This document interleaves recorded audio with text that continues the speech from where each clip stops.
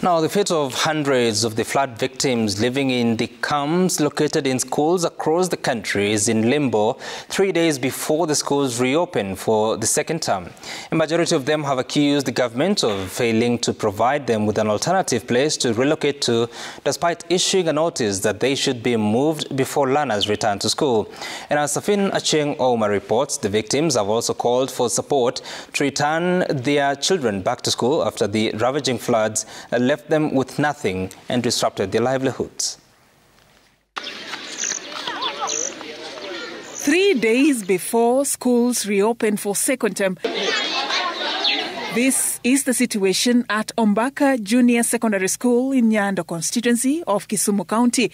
The classes are already full, but not with learners. These are flood victims drawn from different areas affected by the heavy rains. Despite the challenges they have had to endure while living in this camp, their situation may get worse when schools reopen on Monday. Yani nyumba yangu naanguka nyumbani, nyumba ya mtoto yangu imeanguka. Hata maji nafika hapa. Sasa naenda kuishi wapi? Hata sisi najua naribu nini? Naribu wakati ya shule. Na pali ya kuishi na watoto hakuna.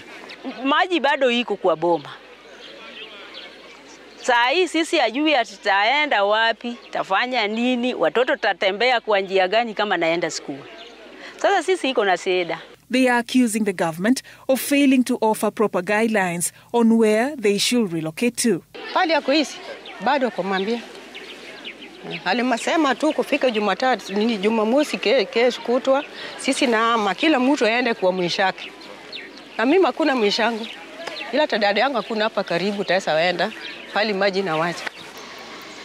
In Homa Bay County, at the main rescue centers in Osodo Primary and Kobuya Primary School, hundreds of flood victims remain stranded, with the only option being relocating them to the churches around the locality to pave way for schools reopening. We have Nyando SDA Church, we have Osodo Main SDA Church, we have St. Valentine Catholic Church.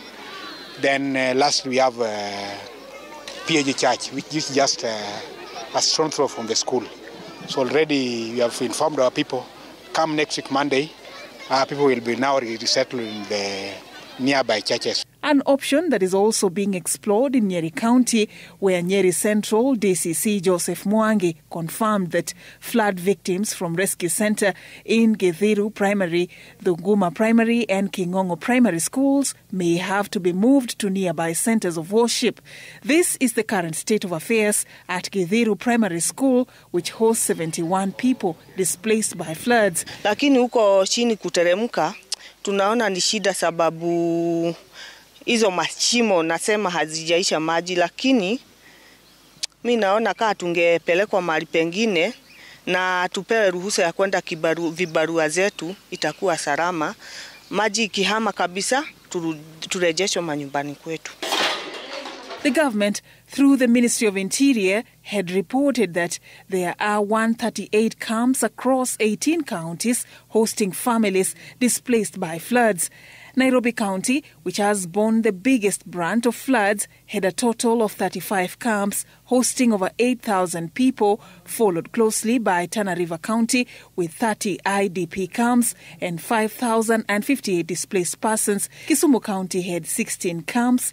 Garissa County had over 21,000 people spread across 11 IDP camps and over 8,000 people distributed across 10 camps in Busia County. Some of the flood victims, especially those living in areas faced with perennial floods, are demanding for lasting solutions. Kila mwaka kufika mwisho wa ine sisi naama nakuja kwa Mbaka kama maji na kuisha sisi narudi nyumbani. Lakini mwaka hii inazidi sana. Sisi nakaa nje paka nachoka. Hata naona mimi si mwele yangu, mimi nilikuwa mnono. Nakuwa kama misee sana. In the meantime, most of the affected families had their property destroyed by floods, including school essentials for their children and livelihoods disrupted. Hence, they cannot afford to pay school fees. They are now appealing to the government and well-wishers to intervene and assist them in sending their children back to school. Safin Acheng Oma, Citizen TV.